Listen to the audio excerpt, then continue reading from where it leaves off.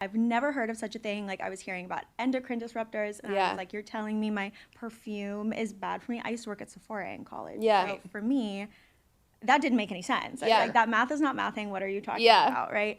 And I've seen that shift very personally on, like, from the comments on my own content. So when I first started posting those non-toxic swaps videos, like, I would get the craziest comments of people being like, this is fear monger, or like, this is a lie, like, oh yeah, like, you're telling me like my perfume or like my sunscreen is bad for me, right? But I never get comments like that anymore. Yeah. Like, literally ever. That's pretty cool. Yeah, so it seems like there's been a big cultural shift. I agree. I think so. Yeah.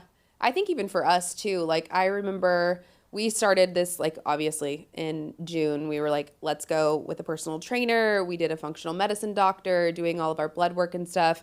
And like, I'll give you the information, but I'm not saying, like, I'm not trying to like convince people that they have to do it immediately. I just want you to have more knowledge about it, because I think that, like, when I was learning about endocrine disruptors, it blew my mind. I was like, I had no idea this existed, and I think that's kind of the majority of the population, a little less so now. You know what I mean? They're like, you're just a crazy hippie.